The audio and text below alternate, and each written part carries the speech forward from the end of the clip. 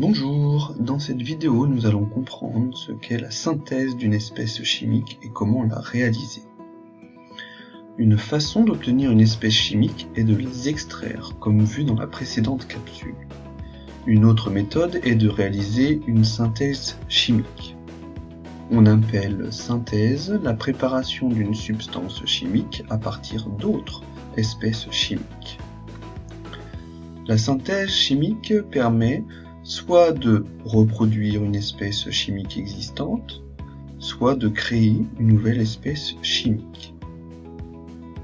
On va reproduire une espèce chimique pour des raisons écologiques et économiques. En effet, si l'espèce chimique est désormais synthétisée, il n'est plus utile de l'extraire d'une espèce naturelle. On préserve ainsi la nature. Les raisons économiques sont que synthétiser une espèce chimique coûte moins cher que de l'extraire de la nature. Certaines espèces chimiques sont créées. En effet, si aucune espèce chimique ne répond à un besoin précis, il est parfois nécessaire que le chimiste essaie d'inventer une nouvelle espèce, ayant la propriété demandée. Ceci permet d'améliorer notre qualité de vie. La synthèse d'une espèce chimique se déroule généralement en 3 étapes. La réaction chimique, puis le traitement qui comprend la séparation et la purification, et enfin les analyses qui permettent d'identifier l'espèce créée.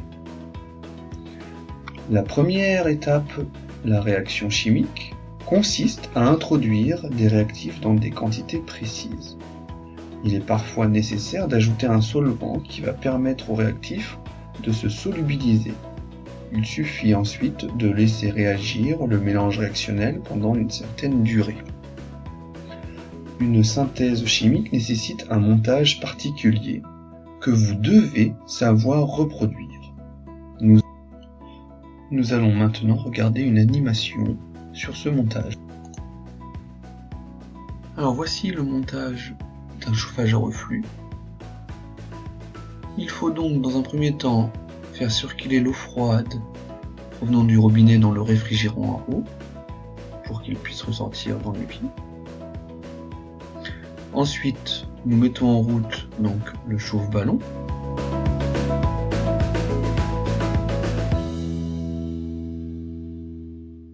Le mélange réactionnel se transforme en vapeur. Ces vapeurs montent dans le réfrigérant, se condensent et retombent à l'état liquide dans le ballon. Ainsi, il n'y a pas de perte de mélange réactionnel.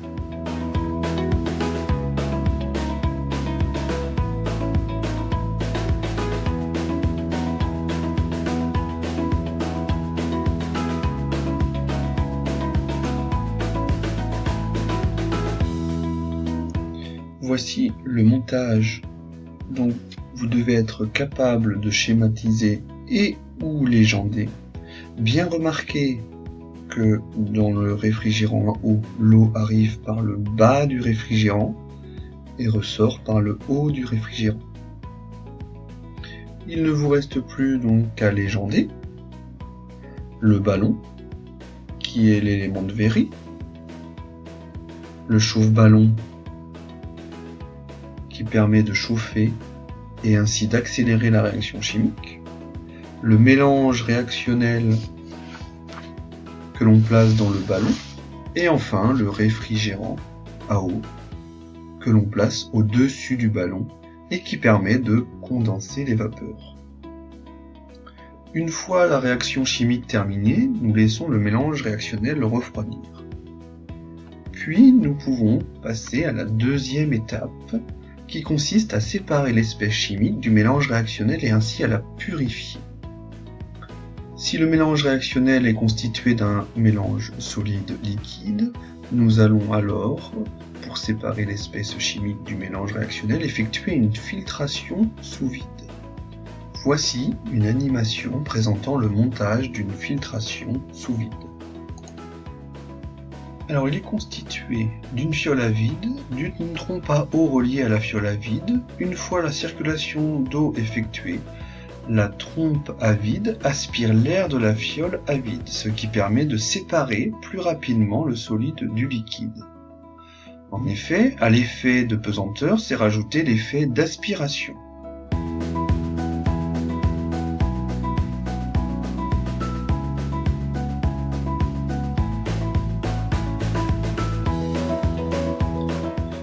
Voici donc le schéma légendé d'une filtration sous vide que vous devez savoir reproduire.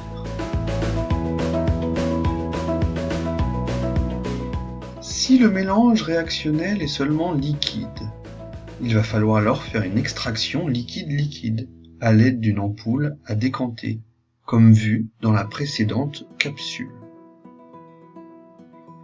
Il ne reste plus alors que la troisième étape. Puisque vous avez l'espèce chimique isolée, il ne reste plus qu'à l'identifier. Pour cela, vous allez utiliser les grandeurs physiques vues dans la capsule précédente. Désormais, vous savez tout ce qu'il y a à savoir sur une synthèse chimique. Il ne vous reste plus maintenant qu'à la réaliser en activité expérimentale. À bientôt!